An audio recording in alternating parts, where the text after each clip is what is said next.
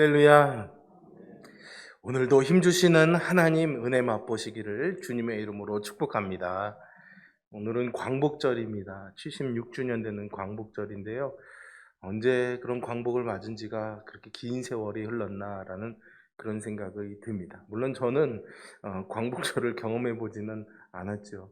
그러나 많은 시간들이 흘렀습니다.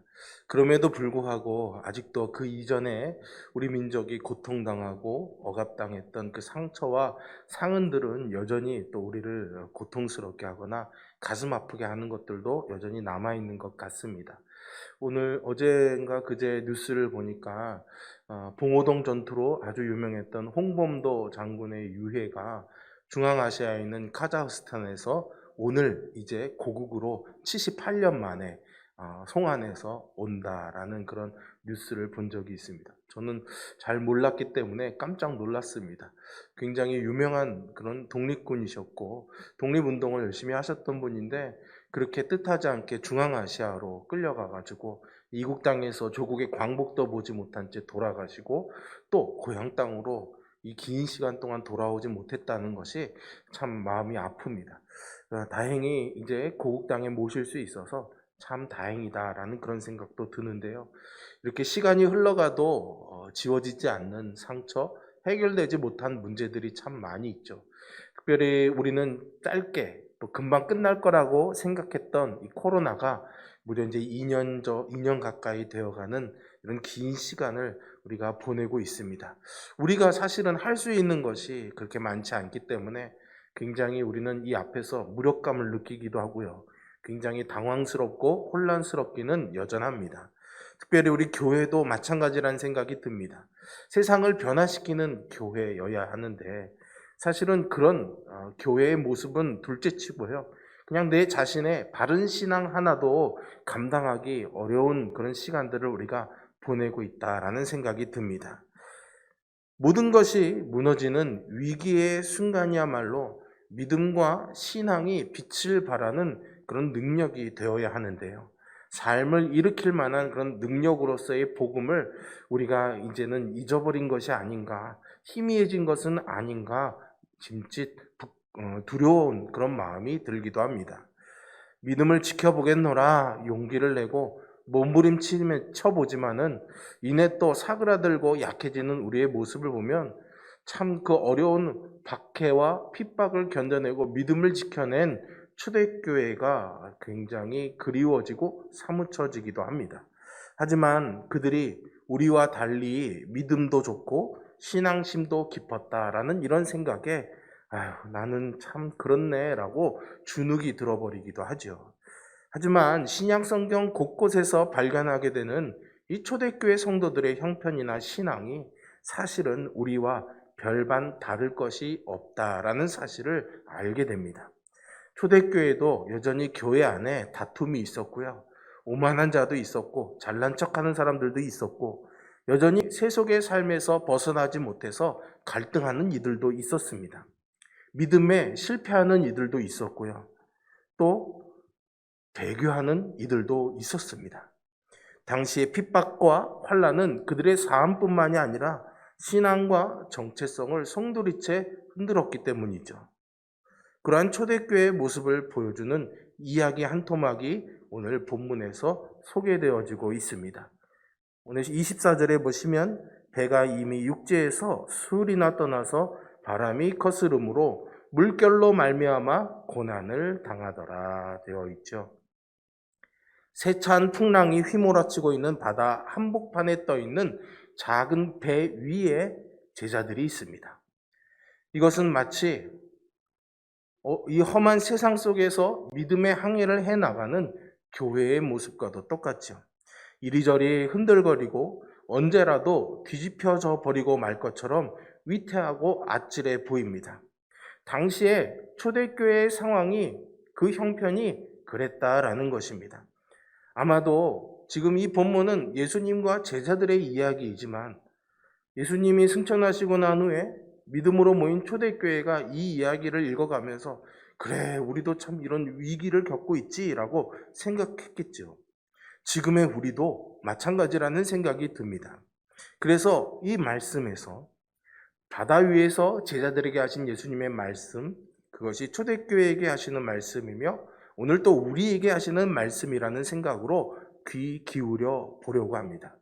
31절을 한번 보실까요? 예수님의 질문이 유독 눈에 들어옵니다. 믿음이 작은 자여 왜 의심하느냐라고 말씀하시죠. 이 말씀은 바람소리에 놀라서 물속으로 빠져들어가던 제자 베드로를 향하신 주님의 책망입니다.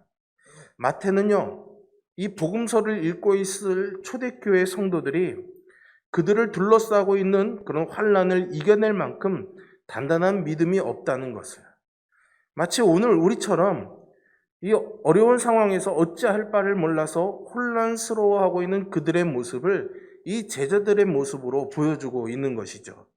제자들이 처해 있는 어려움과 곤란함이 어느 정도인지를 표현하기 위해서 마태는 아주 특별한 단어를 사용하고 있습니다. 25절에 쓰여 있는 바다가 바로 그것입니다. 지금 제자들은 바다를 건너가고 있습니다.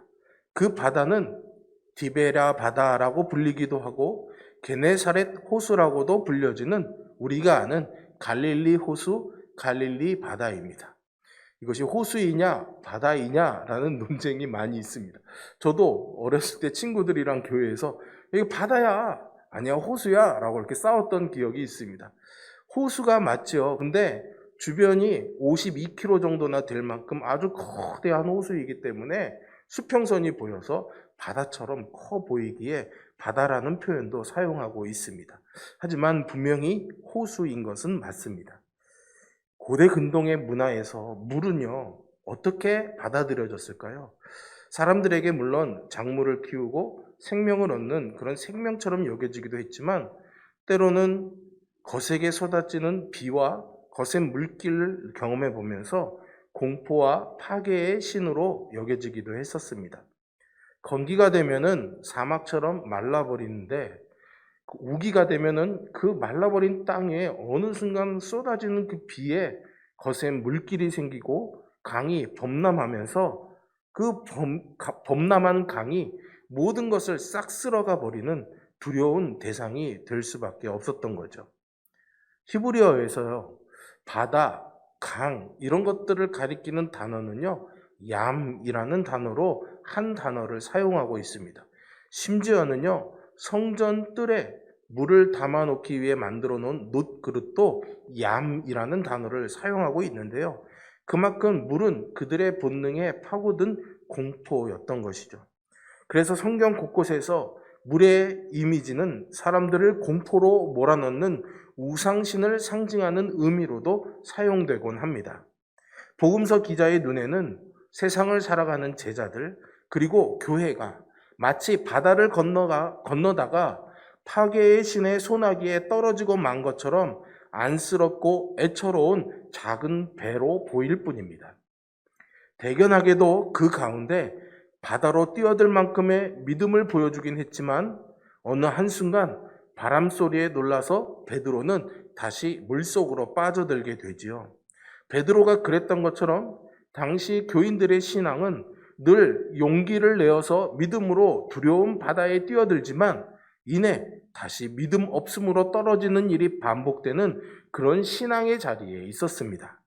여기서 한 가지 생각해 볼 것이 있는데요. 제자들이 배를 타고 바다에 나선 것은 그들이 원해서가 아니었습니다. 우리가 22절에서 보시는 것처럼 예수님이 재촉해서였습니다. 풍랑과 위험이 있다는 것을 알면서도 예수님은 제자들을 바다로 보내신 거죠. 왜 그랬을까요? 이유가 있었기 때문이겠죠. 예수님이 구원 되시는 천국의 삶으로 나아가기 위해선 꼭 필요한 것이 있습니다. 그동안 내가 믿고 의지하던 이 신앙적 근거가 모두 허물어지는 것 같은 그런 폭풍치는 어두운 밤을 지나가야 하는 것이죠. 주님조차 마치 유령으로 보이는 것처럼 내가 믿고 있는 모든 것들이 무너져 내리는 것만 같은 밤에 우리는 내몰려야 합니다. 그곳에서만 우리는 믿음이야말로 구원하는 능력이 됨을 발견할 수 있게 되는 것이죠. 오늘 우리는 마치 출항하기 전 항구에 정박되어 있는 배 위에서 믿음 생활을 하려는 것처럼 보입니다. 그것만큼 안전한 것이 없죠. 하지만 그 배가 계속해서 항구에만 정박되어 있으면 이 배가 정말로 튼튼한 배인지, 물 위를 잘 가는 배인지, 먼 거리까지 여행을 할 수 있는 배인지를 알 수 있는 도리가 없습니다. 이 배의 진가를 알려면은 풍랑이 일더라도 바람이 불더라도 항해를 나서야 되는 것이죠. 그러나 평안을 찾으려면은 나가려 하지 않습니다. 풍랑이 없고 평안하고 안전하다고 여겨지는 곳에서 믿음의 결실만 따먹으려는 것이 어쩌면 오늘 우리의 모습은 아닐까 싶은 생각이 듭니다. 그런데 여러분, 사실 이 믿음은 풍랑이 있는 바다에서만 발견되어집니다. 예수 그리스도의 사건이 유령처럼 덧없이 느껴질 때가 있나요? 성경에서 읽어가는 예수님이 하신 그 일들이 나와는 상관없는 그냥 신기루 같은, 그냥 옛날 이야기 같은 그런 이야기로만 느껴질 때가 있지 않나요? 내일을 그분께 맡기고 살아가는 것이 마치 파도 위에 몸을 던지는 것처럼 무모하게 보이지는 않으시던가요? 오늘 본문에서 예수님이 제자들을 책망하시면서 믿음 없다라고 하시는데, 이 믿음 없음이라는 헬라어의 의미 중에 하나가요, 두 가지를 선택하려는 마음이라는 뜻도 있답니다. 항구에 있고 싶기도 하고 믿음도 얻고 싶은 거죠. 배 위에 있고도 싶고 주님 말씀을 믿고 바다로 뛰어들고도 싶습니다. 하지만 믿음은 한 가지를 선택하는 것입니다. 믿음은 오직 주님만을 선택하는 것이죠. 그러고 보면요, 성경에는 제자들이 처해 있는 이 상황보다 더 처절한 위험에 처했던 그런 사람들의 이야기가 있습니다. 그 중에서도 야곱의 아들이었던 요셉은 삶의 밑바닥까지 떨어졌던 사람이죠. 배 위에 있던 제자들과는 달리 일말의 소망도 없는, 끝이 보이지 않는 저 깊은 끝까지 떨어졌던 인생입니다. 부모의 편애를 받으면서 안락한 삶을 살던 그였지만 그만 형제들의 미움을 받아 미디안 상인의 손에 의해서 결국 생면부지 애굽 땅의 종으로 팔려가게 되었습니다. 그것으로 끝이 아니었죠. 팔려간 보디발 장군의 집에서 총애를 받기도 했지만 그것도 잠시였고요.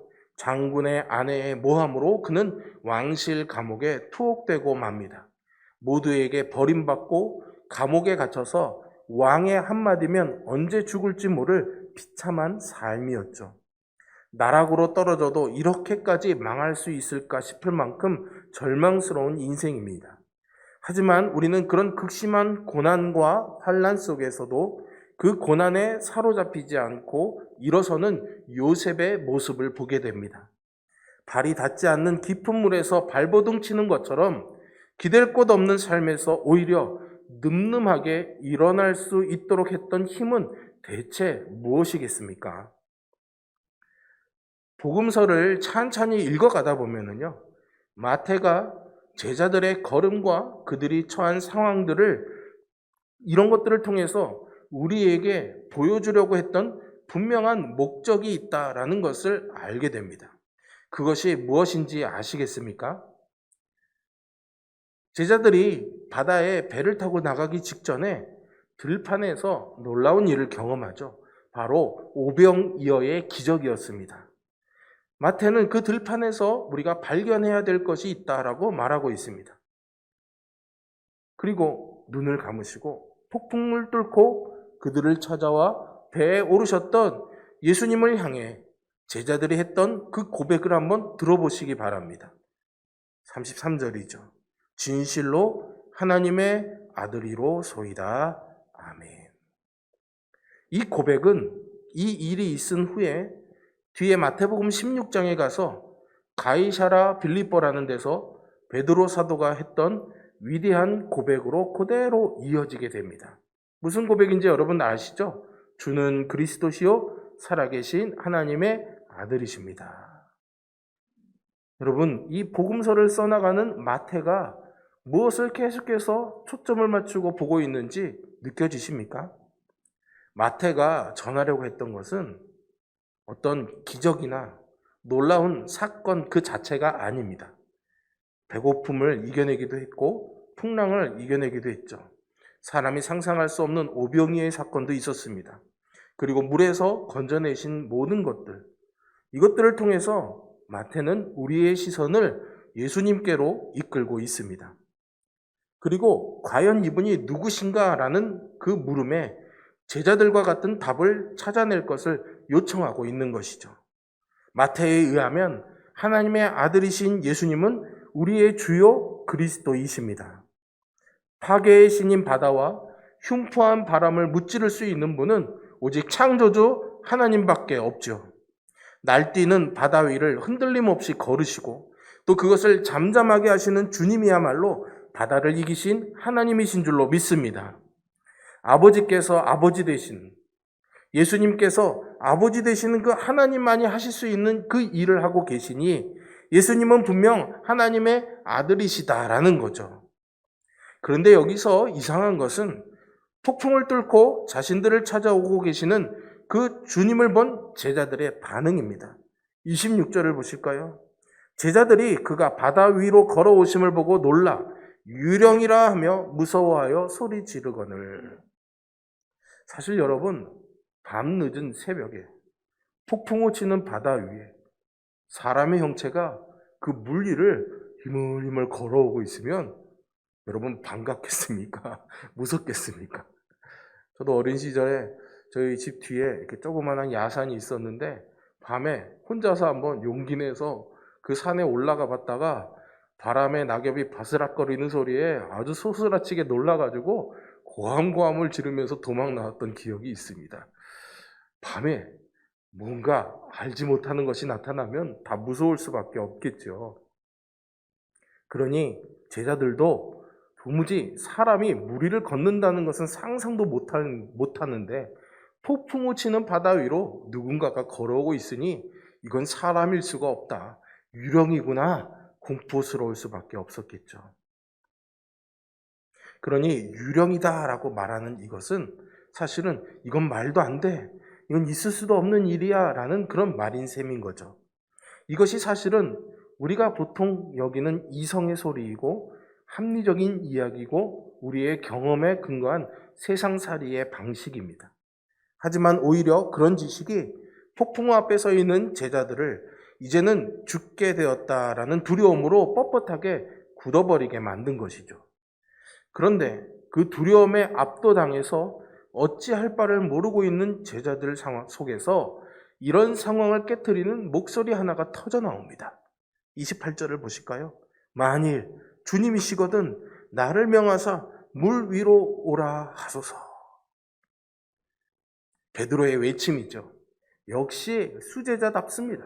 뭔가 달라도 다른 것 같습니다. 일단 유령이라고 생각되면 누구든 절대로 물 위로 뛰어들지 않을 것입니다.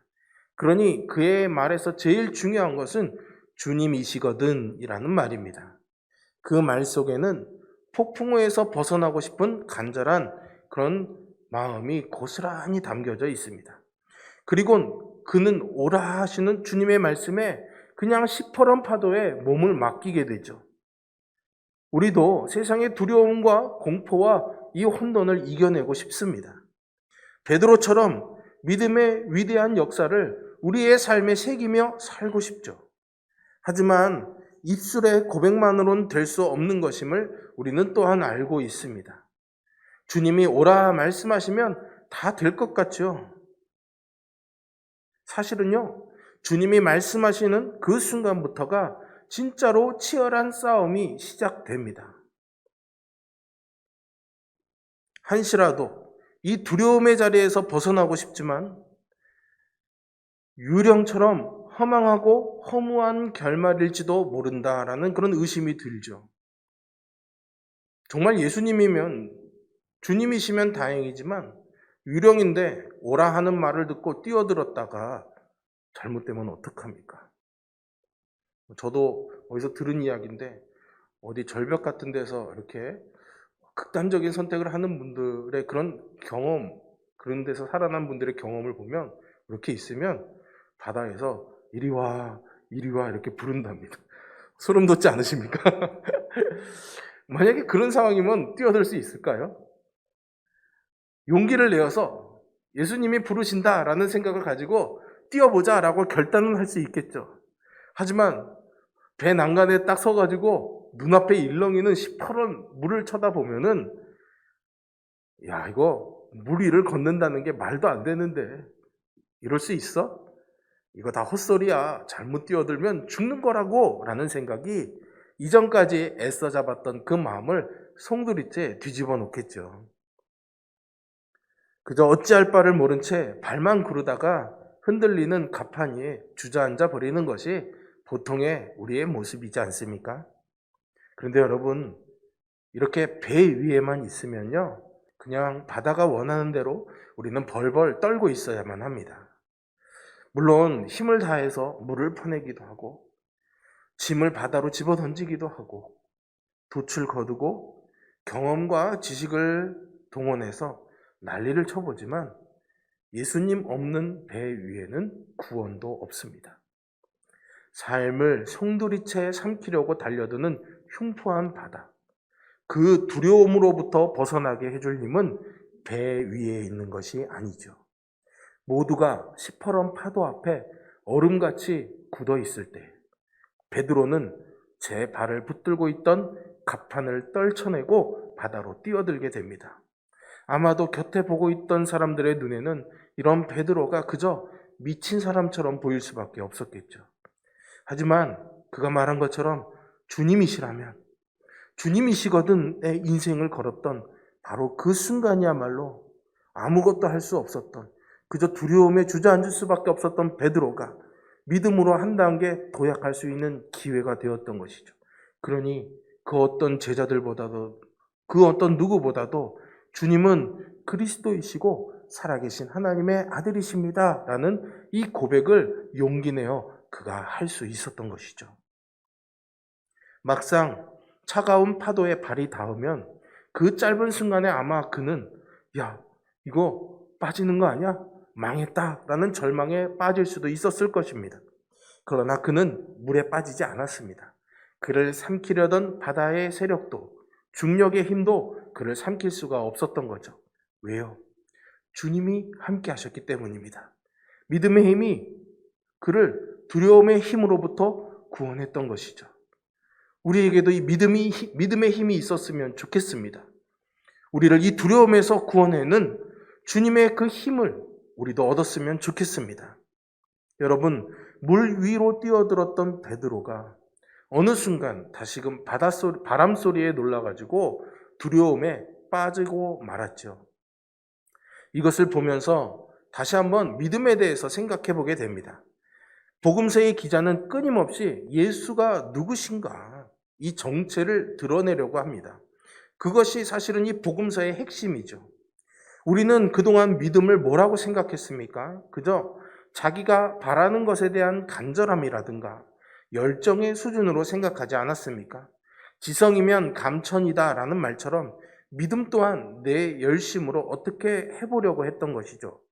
그러나 성경은요, 이 믿음을 이런 식으로 정의하지는 않습니다. 주님이시라면 이라는 이 고백은 주님과 나 사이의 관계에 터 잡습니다. 나의 주님이십니다라는 이 고백은 아무에게나 할 수 있는 것은 아니겠죠. 붙잡으려는 순간이면 사라져버리고 마는 유령은 결코 주님이 될 수 없습니다. 인생을 뒤엎으려고 찾아오는 어떠한 바람과 그런 바다의 파도라고 할지라도 능히 무찌르고 빠져든 물속에서 억센 손으로 우리를 건져 올려주시는 분이 바로 하나님의 아들이신 줄로 믿습니다. 그분이 우리의 인생을 기꺼이 내맡겨도 좋은 주님이시라고요. 그러니 그 주님을 발견하는 것이야말로 우리의 인생의 놀라운 믿음의 사건이 되는 것입니다. 오병이어의 기적도 병고침을 받는 것도 죽었다가 살아나는 것도 놀라운 경험입니다. 그러나 우리가 꿈꿔야 될, 우리가 기대해야 될 가장 큰 기적은 예수님을 하나님의 아들로, 나의 구주로 발견하는 것입니다. 여러분, 요셉을 아까 말씀드렸죠. 요셉이 만약에 꿈을 꾸지 않았더라면 어떻게 됐을까요? 아마도 형들에게 미움을 받지 않았겠죠. 형들의 미움을 받지 않았다면 우물에 던지지도 않았을 것이고, 우물에 던져지지 않았다면 때마침 그곳을 지나던 미디안 상인들의 손에 팔리지도 않았을 것입니다. 그러고 보니까 우리의 인생에는 만약이라는 말을 참 많이 붙일 수 있는 것 같습니다. 만약 이랬더라면 어땠을까라는 거죠. 그런 일들로 가득 차 있죠. 그러니 실은 우리의 삶은 하나님이 하실 놀랍고 경이로운 일들이 가득 차 있는 겁니다. 어떻게 될지 모르는 만약 앞에서 주저하고 있는 우리들을 강한 손으로 붙잡아서 이끌어 주시는 거죠. 저 바다에 내가 뛰어들게 될 때 만약에 죽으면 어떻게 되지? 만약에 물 위에 걸을 수는 있는 것인가? 주저하는 우리를 오라라고 부르시는 주님. 설령 우리가 물속에 빠지더라도 우리를 건져내시는 주님이 계시기 때문이죠. 다만 우리는 그것을 지금 볼 수는 없고 우리가 어찌할 수 없는 것이 안타깝습니다. 그러니 여러분, 지금 만약이라고 돌아보는 그 너머에서 우리의 손을 놓지 않고 굳게 붙잡고 계시는 그 하나님의 아들을 믿으시기를 바랍니다. 어떠한 풍랑 속에서도 우리를 건져내시는 그 넉넉한 손이 주님이시라면 할 수 있지 않겠어? 라고 주저하고 있는 우리 인생에 찾아오셔서 이제 우리를 나의 주님, 나의 하나님이십니다 라는 믿음으로 도약하게 해주실 것입니다. 오늘 이 말씀에 힘입어서 믿음의 항해를 용기 있게 떠나시고 인생에 알지 못하게 닥쳐오는 풍랑 속에서도 그 주님을 발견하시고 주님이시거든 그렇게 불러가며 주님의 부르심에 믿음으로 바다 위에 발을 딛는 저와 여러분 되기를 주님의 이름으로 축복합니다. 기도하겠습니다.